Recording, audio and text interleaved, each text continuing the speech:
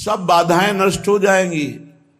जिते विनायक शुभ अशुभ विघ्न करे नहीं कोई, विघ्न करे नहीं कोई, डरे कलिकाल कष्ट भय, हरे सकल संताप, हरसि हरि नाम जपत जय।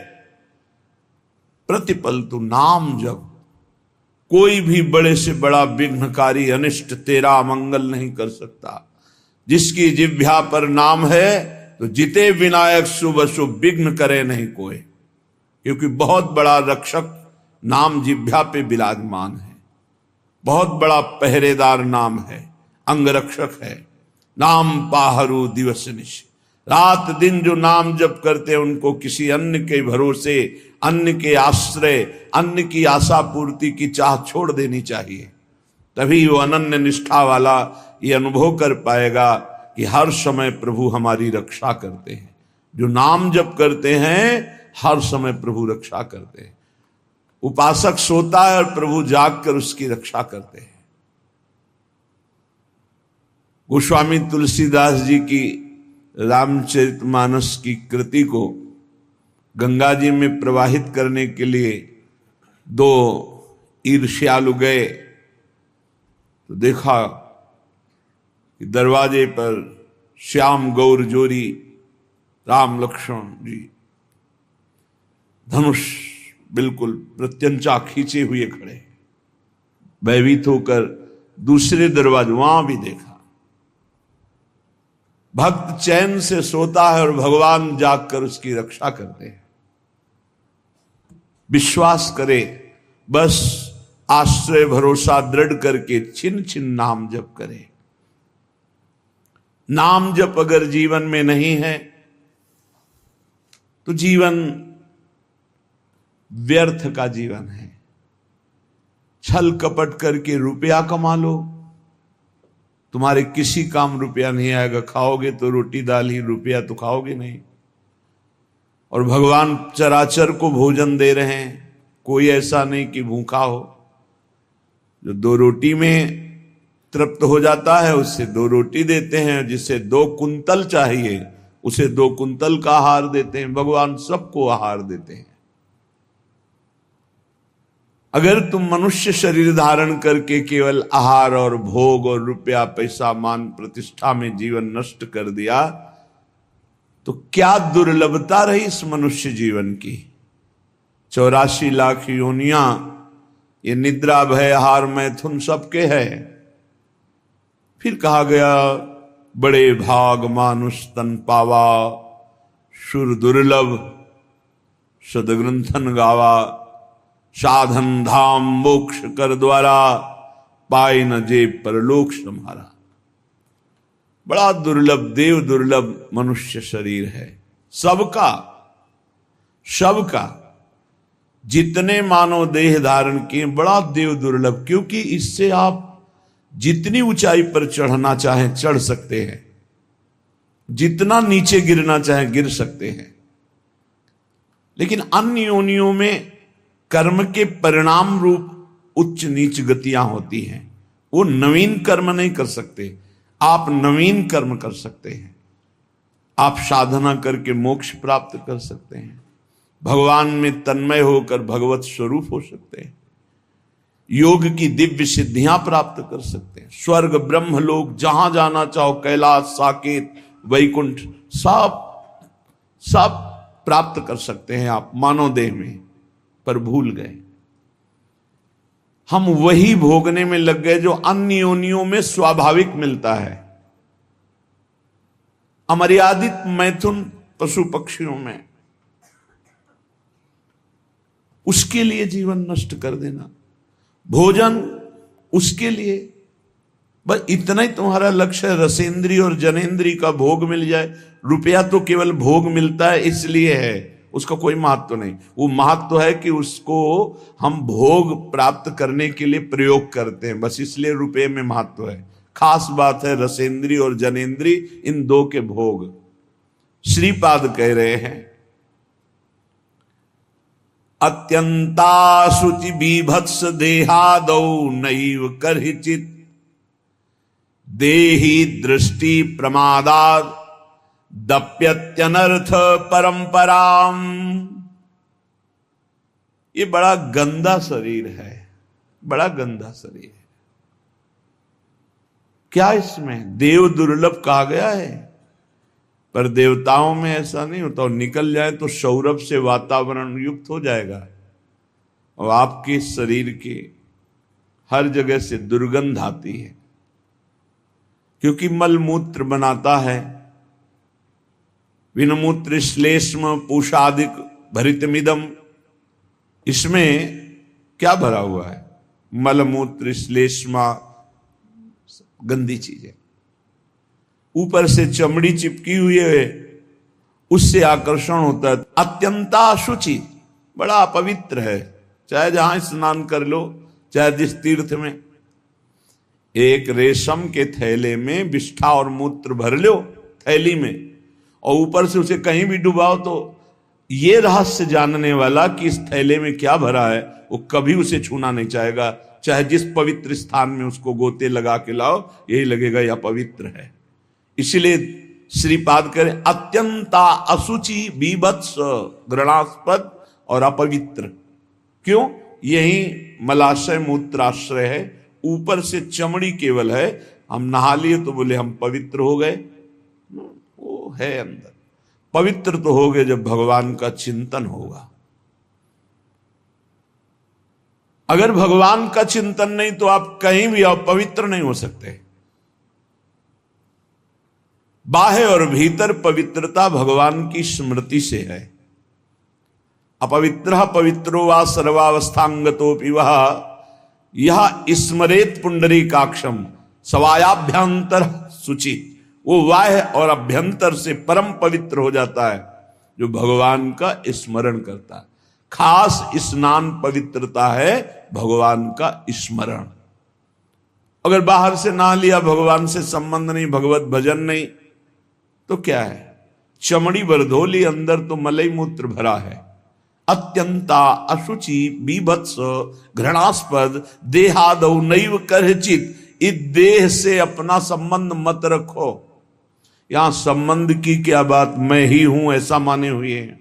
इतना जोर का संबंध है कि ये हम भूल गए कि हमारी देह है। हम ये मान लिए कि मैं ही देह हूं। देख लो आप कैसे, तो आप बोलेंगे गोरे काले, स्वस्थ अस्वस्थ, तो देह का ही परिचय तो बता रहे हैं। मैं को देह में मिला दिया। मेरा तो चलो थोड़ा दूरी करके वर्णन हुआ, लेकिन मैं ही शरीर हूं, बस यही भावना। कितना घोर अज्ञान अंधकार छा गया। कह रहे देहादौ नैव करचित। इस देह में मैंपन भूल करके भी मत करो, नहीं तो नष्ट हो जाओगे। क्या नष्ट हो जाओगे? बोले सर्वात्मार्थोरुविघ्नम कलय यदि मनोयोषिताम भावनिघ्नम। तुम्हारा परम मंगल होने के लिए मानव देह मिला और तुमने अपने को देह मान लिया, स्त्री मान लिया, पुरुष मान लिया। भोगों के लिए मन ललचाएगा, क्योंकि देह भाव में भोग है। भगवत भाव और ब्रह्म भाव, दास भाव, सख्य भाव, कांता भाव, इनमें कहीं काम नहीं है। ये जो सिद्ध भाव है इनमें काम नहीं। देह भाव में ही सारी कामनाएं विकार हैं। अगर तुम इस अपवित्र देह में मैं को मिला दिया तो इसका परिणाम होगा बार बार जन्म, बार बार मरण, अशांति, चिंता, शोक, दुख, ये सब प्राप्त होगा। सर्वात्मार्थोर विघ्नम, ये परम आनंद में भारी विघ्न है शरीर। कब? जब मैं को शरीर में मिला दिया। अगर मैं को अलग करके देख रहे हो जो है, और शरीर को अलग करके देख रहे हो, तो आप इस पर शासन कर लोगे। नहीं, ये गलत आचरण है, नहीं होने दूंगा। और मैं जब शरीर बन जाओगे तो आपको सुख बुद्धि होने के कारण ये ज्ञान होने पर भी कि ये गलत है, आप नहीं रोक पाएंगे। सर्वात्मार्थोर विघ्नम, केवल विघ्न ही विघ्न होगा, भारी दोष। शरीर राग से इतने दोष पैदा होते हैं, जितने ग्रंथ और पंथ हैं सब इसी के हटाने के लिए है, शरीर राग मात्र के लिए। शरीर राग से अन्य राग सब हैं, एक दो भाई, खेती का बंटवारा हो रहा है, कुछ हाथ खेती बड़े भाई वाले खेत में ज्यादा है। लड़ाई शुरू हुई, छोटे भाई ने मार डंडो बड़े भाई को मार डाला, छोटा भाई जेल गया, खेती वैसे ही पड़ी है। माया का नाटक तो देखो, एक का दिव्य मानव देह जो भगवत प्राप्ति कर सकता था वो मारा गया, एक का जेल प्राप्त हो रही, दोनों अज्ञान की दशा में जीवन को नष्ट कर दिए। एक कथा, पूरा संसार इन्हीं वासनाओं के खेल में, सर्वात्मार्थोर विघ्नम, जहां मैं को शरीर में मिला दिया गया, इतनी कामनाएं प्रकट हो गई, वासनाएं प्रकट हो गई, इतना अहंकार प्रकट हो गया कि विघ्न ही विघ्न, पूरा जीवन अशांति।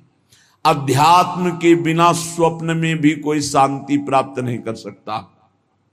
चाहे जितना रुपया कमा लो, चाहे जितने अरबों की संपत्ति एकत्रित कर लो, तुम अशांत रहोगे, तुम चिंता युक्त रहोगे, तुम दुख युक्त रहोगे, तुम मृत्यु से भयभीत रहोगे और बार बार तुम्हें जन्मना मरना पड़ेगा।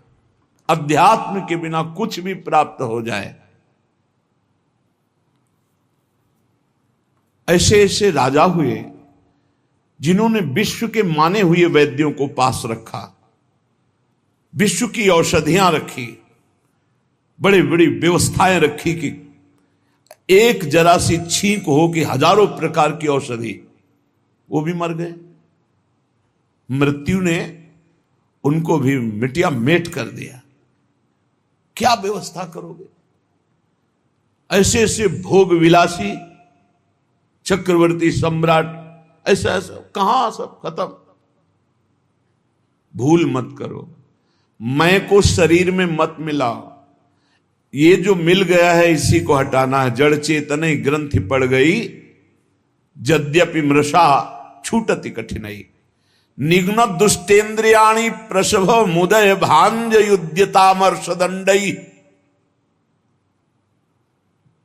तुम अपनी इंद्रियों को दुलार करके उनके प्रसन्न करने के लिए उनको छूट दे देते हो, जाओ भोगो, वही तुम्हारे को बंधन प्राप्त कराती है। यद्यपि मृषा छूटति कठिनाई, जलन पैदा की। ऐसा क्यों किया? कभी नहीं करूंगा, फिर वही अज्ञान, बार बार नहीं करूंगा और बार बार वही करते। फिर भगवान दंड विधान कर देते हैं। एक दो बार तुमसे गलती हुई, क्षमा याचना की, या बहुत गलतियां हो गई, सत्संग सुना, बुद्धि पवित्र हो रही, अब लो नशानी अब ना नशइयो, तो भगवान कृपालु है, वो कह रहे अहम त्वाम सर्व पापेभ्यो मोक्षयिष्यामि मा शुचः। मैं तुम्हें पवित्र कर दूंगा, सारे पाप नष्ट कर दूंगा, अब तो होश में चलो। नहीं, निघ्न दुष्टेन्द्रियाणि, ये दुष्ट इंद्रियां बार बार जीव को घसीट करके भोगों में डाल देती। तो क्या करें? गुस्सा करो इन इंद्रियों के ऊपर, अनुमति मत दो, इनको दंड दो, उपवास करो, नाम का दंड दो, खूब नाम जप करो, परेशानी पैदा, परिक्रमा लगा, निकल जाओ गिरिराज जी की परिक्रमा में, 5-7 घंटे नाम जप करते हुए पूरी परिक्रमा, आराम आराम से, दौड़ने की जरूरत नहीं, 5-7 घंटे में आराम आराम से नाम जप कर देखो। अगर तुम्हारा उसी समय दिमाग परिवर्तन न होने लगे तो बताना। पर इंद्रियों को छूट देकर मनमानी भोग वासना में लगाते तुम्हारा नाश कर देंगी, पतन कर देंगी। रामाख्या कालकूटादपि विषम तमा भाति साधयु धारा। ये भगवान श्री हरि की माया के द्वारा रचा हुआ ऐसा बगीचा है संसार कि इसका मनोरंजन करने का मन हो ही जाता है। और जो मनोरंजन में फंसा हुआ आज तक नहीं निकल पाया, जब से सृष्टि हुई आज तक इस जादू के बगीचे से नहीं निकल पाया। कहीं न कहीं वो कंचन, कामिनी, कीर्ति, कहीं न कहीं वो फंसा मिलेगा। अगर आप इसे मैं को शरीर से हटा दें तो आप जीत जाए। जब तक अपने को पुरुष स्त्री मानेंगे, मैं को शरीर में मिलाए रखे, तब तक कुछ भी साधन कर लो, सवाल हल नहीं होगा। और यह होता है स्वीकृति से। स्वीकृति से बड़ा परिवर्तन सूक्ष्म शरीर पर पड़ता है आपकी स्वीकृति का। जैसे हम पहले सन्यास में थे तो स्वीकृति हो गई कि अब सन्यासी, तो स्वप्न में अपने को सन्यासी ही देखते थे। अब जब स्वीकृति हुई, मैं श्री जी के चरणों का दास, अब स्वीकृति, तो इस सूक्ष्म शरीर स्वप्न में यही दर्शन कराता है। जब स्वीकृति हुई, मैं श्री जी की सहचरी, तो उस स्वीकृति में ना ये भेष होगा, ना पुरुष शरीर होगा, वही स्वीकृति। स्वीकृति कर लिया मैं स्त्री मैं पुरुष, इसी स्वीकृति में सारे दोष बैठे हुए हैं। स्वीकृति कर लिया मैं प्रभु का दास, इसी स्वीकृति में आपको निर्दोष करने की सामर्थ्य मिलेगी। पूर्ण निर्दोष अवस्था इसी में। आपकी स्वीकृति कमजोर है। आपसे एक शब्द में कहें तो पूरा खेल स्वीकृति का है। वेदांत केवल तुम्हारी स्वीकृति को बदलता है। कौन हो तुम? बोले तुम ब्रह्म हो, तत्त्वमसि। तत्व वह जो परमात्म तत्व है, त्वम असि तुम ही हो। स्वीकृति करो। बोले अहम ब्रह्मास्मि, अहम ब्रह्मास्मि, मैं ब्रह्म हूं। स्वीकृति। तो बोले अहम ब्रह्मास्मि, अहम ब्रह्मास्मि। तो क्या हुआ? बोले ब्रह्मविद ब्रह्मवि भवति, वो ब्रह्म हो गया। मैं पुरुष, मैं स्त्री, तो भोगी हो गया। नारकी गतियों को प्राप्त कराने वाली चेष्टाएं शुरू हो गई। खास बात समझनी, मैं को शरीर में स्थापित करना दुर्गति का कारण है। मैं को ब्रह्म में, मैं को भगवान के चरणों में, नाम में, रूप में, लीला में, धाम में स्थापित करना। मैं प्रभु का दास हूं, इसलिए अपने स्वामी का हर समय नाम जप करता हूं।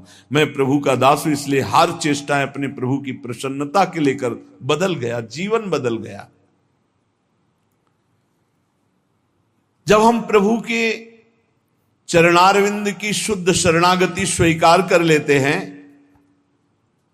तो हर विधान बड़ा मंगलमय होने लगता है। एक बार गीता वाटिका गोरखपुर में अखंड नाम संकीर्तन चल रहा था। पूज्य भाई जी श्री हनुमान प्रसाद पोद्दार जी महाराज की कृपा से बहुत ही मांगलिक दिन कट रहे थे। भगवत चर्चा हो रही, अखंड नाम कीर्तन हो रहा, बड़े बड़े महापुरुष आ रहे हैं। तो बहुत से संत महात्मा भी वहीं विराजमान थे। पूरा मांगलिक, एक मिनट भी कहीं 24 घंटे में कोई प्रपंच वार्ता नहीं। गीता वाटिका में पूज्य बाबा, राधा बाबा और भाई जी महाराज। रात का समय 50 फूस की झोपड़ियां बनाई गई थी, जिनमें बड़े बड़े संत महात्मा आकर रुके हुए थे। तो लालटेन टंगी थी। लालटेन से कब क्या कैसा हुआ, घटना कैसे घटी, झोपड़ी में लालटेन टंगी है, कैसे क्या हुआ कि वो लालटेन गिरी, तेल फैला, उसमें आग फैली, वो झोपड़ी में लगी, एक झोपड़ी से दूसरी झोपड़ी, और सब संत महात्मा साधक झोपड़ियों में शयन कर हाहाकार मच गया। जल्दी जल्दी जो निकल पाए नहीं, कूद करके लोग कंबल हाथ से ढक कर जो सो रहे थे उनको उठाकर बाहर लाए। बड़ा हाहाकार मच गया। प्रचंड अग्निदेव ने रूप धारण किया। सब झोपड़ी तंबू सब खाक हो गई, राख हो गई, बहुत सी सामग्री हो। अब जो संसारिक लोग हैं, भक्ति के आकर्षण से आए हुए हैं, उनका देखो कीर्तन और भक्ति का ये स्वरूप। भाई जी के कान तक आवाज पहुंची। भाई जी ने कहा अग्नि का आवाहन किया जाता है, आहुतियां दी जाती हैं। अग्नि साक्षात भगवान है। हमने तो आवाहन भी नहीं किया, मेरे भगवान इस रूप में आकर के आहुति भी नहीं दी, अपने आप आकर भोग स्वीकार कर लिया। भक्ति की दृष्टि क्या है? मेरे भगवान पधारे हैं। भाई जी ने कहा कि कल जो आग लगी, तुम लोगों को आग दिखाई दे रही, मेरे को मेरे भगवान दिखाई दे रहे हैं। मुझे स्पष्ट दिखाई दे रहा, मेरे कीर्तन, मेरे भगवत चर्चा करने से भगवान अग्नि रूप धारण करके आनंद उल्लास से युक्त होकर के ये भोग स्वीकार किया। मुझे इस घटना में भगवान की कृपा दिखाई दे रही कि भगवान ने किसी का एक रोम भी नहीं झुलसाया, नहीं तो बहुतों के शरीर पूरे हो सकते थे, एक भी व्यक्ति नहीं मरा। और ये मेरी ही बात नहीं है, जो भगवान का शरणागत है उसको ऐसा ही अनुभव होता है कि भगवान की बड़ी कृपा हुई। नामदेव जी महाराज की कुटिया में आग लग गई, पूरा घर जल रहा था। लोग दौड़े, कुछ कंबल, कुछ वस्त्र आदि जो वस्तुएं निकाल पाए, बकाया सब जल गया था।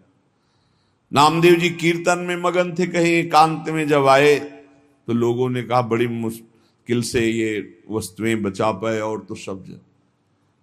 तो उन्होंने कहा अरे भगवान आए मेरे घर और हमें तो स्वागत करना चाहिए आपने, और वस्तुएं निकाल, वो सब वस्तुएं उठा के आए। वो जो आग शांत जैसी हो रही थी, फिर धुआं उठा, फिर आग लगी, फिर वो भी जल गई। गांव के लोगों ने कहा क्या इनका दिमाग, और नाच रहे, मेरे भगवान अग्नि रूप में आए, सब भगवान की वस्तु भगवान ने स्वीकार कर ली। आह कितनी कृपा। सर्दी का समय था, आधी रात के बाद उसी राख में लेटे भगवान ने स्वयं गरुण जी के द्वारा मंगाए हुई दिव्य दिव्य लताएं औषधियों से ऐसा सुगंधित, पूरा वातावरण सुगंधित।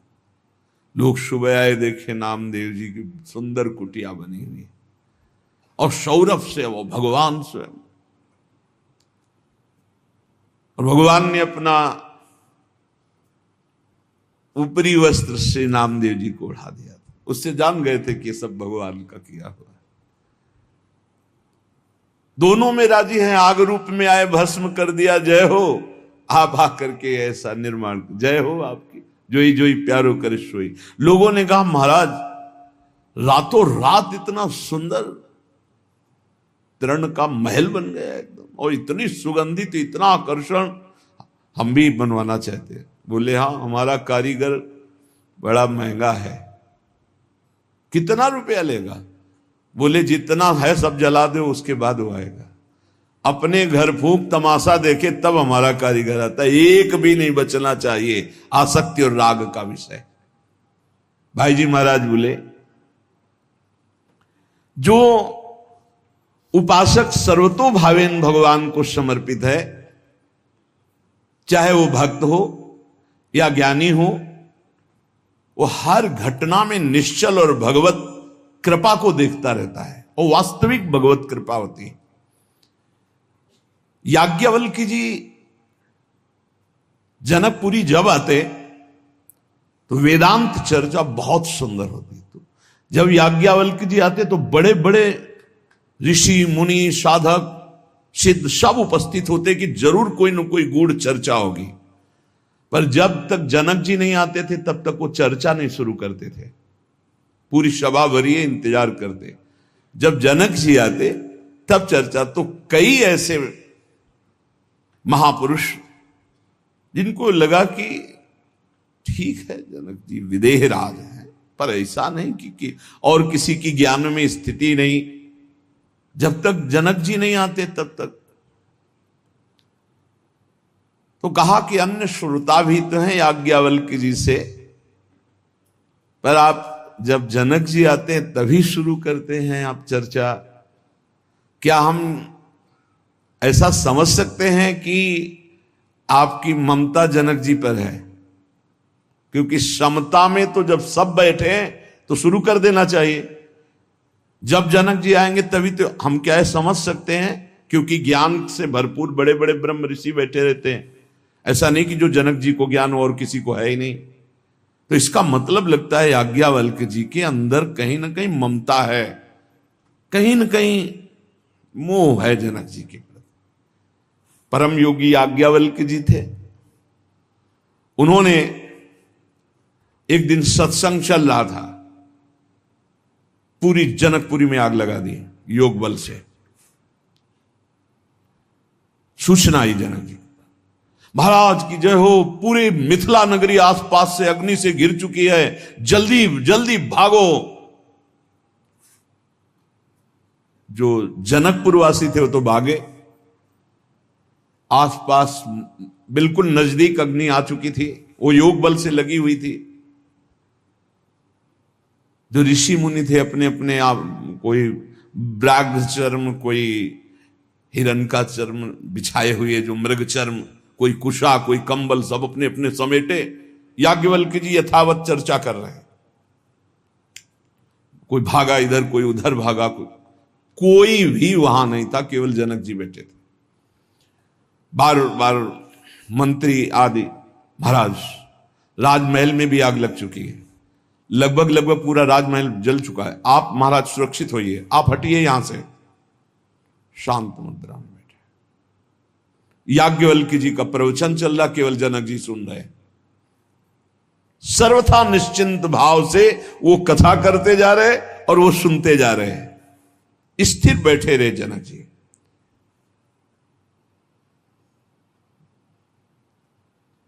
धीरे धीरे योग बल, किसी को पता नहीं था, योग बल से धीरे धीरे आग को शांत की। और तो नहीं आ पाए, जनकपुर वासी सब बड़े खेद में थे कि जब आग लग गई, ये जल गया, वो जल गया, वो जल गया। ऋषि मुनि बैठ गए आगे। फिर याज्ञवल्क्य जी ने कहा, विदेहराज जनक, सर्वस्व मिथिला में जल गया, राजमहल भी जल गया, बार बार सूचना हुई, सब महात्मा लोग अपने कमंडल आसन लेकर के हट गए, आप क्यों नहीं हटे? महल में आग लग गई, सर्वस्व नष्ट हो गया, आपको तो देखना चाहिए, आप राजा हैं। जनक जी ने कहा, महल की क्या बात, अगर इस शरीर में भी आग लग जाती तो हमें क्या फर्क पड़ता? नैनम छिन्दन्ति शस्त्राणि नैनम दहति पावका न चैनम क्लेदयन्त्यापो न शोषयति मारुता। क्या ज्ञान ये प्रवचन के लिए ही केवल है? ये अनुभूत विषय है। मेरी आत्मा है आग, वो इस शरीर को नष्ट कर सकती है, आत्म तत्व को नहीं, और मैं आत्मस्वरूप हूं, क्या फर्क पड़ता है? महल जल गया, जलने वाली चीज जल गई, शरीर जल जाता, जलने वाली चीजें जल जाएगी, आत्मस्वरूप में नहीं। सब महात्माओं की तरफ देखा याज्ञवल्क्य जी ने कि आप सबके पास क्या था, इनके पास तो पूरा राज्य भस्म हो रहा था, महल भस्म हो रहा था, सब स्थिति थी, आप अपना अपना बागंबर मृगचर्म लेकर। तो ब्रह्म ज्ञान केवल बातचीत का विषय नहीं है, स्थिति का विषय है। ऐसे चाहे वो भगवत भक्त हो या ब्रह्म ज्ञानी हो, दोनों ब्रह्म ज्ञानी की दृष्टि में ब्रह्म के सिवा कुछ नहीं, भगवत भक्त की दृष्टि में आराध्य देव के सिवा कुछ नहीं। फिर चिंता शोक भय किस बात की? किसी भी स्थिति में विचलित ना होना, अपने आराध्य देव के चिंतन से, अपने लक्ष्य से ना हटना, ये परिपक्व अवस्था है, चाहे भक्त हो चाहे ज्ञानी हो। देखो, इतनी बात तो तुम्हें मानना पड़ेगा कि भगवान का दो स्वरूप है, एक चिदानंदमय स्वरूप है और एक ये मायाकृत स्वरूप है। हैं भगवान ही वासुदेवा सर्वम। ये जो मायाकृत स्वरूप है ये नष्ट होगा, पक्का समझो। गुरु भगवान है, संत भगवान है, सब भगवान के स्वरूप है। ये जो मायाकृत है ये नष्ट होगा। गो गोचर जहां लघु मन जाई, सो सब माया जानो भाई, और इसका अंत होगा। इसमें पक्का विश्वास करो। जो अविनाशी चिदानंदमय भगवान का हमारे स्वरूप है, ना कभी कोई मार सकता है, ना काट सकता है, ना जला सकता है, वही हमारी आत्मा का स्वरूप है। सच्चिदानंद रूपाय। अब बाहरी तो फिर जहां हमारी मायाकृत दृष्टि देख पा रही वो जलेगा, वो नष्ट हो जाएगा, आज नहीं तो कल। भाव मानना, हम भावना करते हैं मायाकृत से मायातीत की। हमारी भावना जो मायातीत की, उसे आग नहीं जला सकती। हमारे प्रभु की महिमा को समझो। प्रभु केवल प्राकृतिक नहीं है, प्रभु केवल छवि में ही नहीं है। विश्वास करो, वो तुम्हारे हृदय में, तुम्हारे भाव में भी है, वो छवि में भी है, वो चराचर जगत में कहो सो कहां, जहां प्रभु नहीं तो अग्नि में भी प्रभु है। प्रभु खेलने के लिए अगर जमीन पे गिर जाते हैं तो तुम्हें गिरना दिखाई दे, वो खेलना चाहते, खेलो महाराज, फिर उठा के स्नान करवा दिया। फिर अंग भंग हो गया कोई श्री अंग का, हम प्रभु के दूसरे नवीन रूप को, हमारी आराधना माया युक्त से माया मुक्त त्रिगुणातीत भगवान की है, इतना मानना पड़ेगा। ये शुद्ध बात तुम्हें माननी पड़ेगी कि मायातीत परमात्मा है, त्रिगुणातीत परमात्मा है, कालातीत परमात्मा है, जिसकी हम आराधना कर रहे हैं।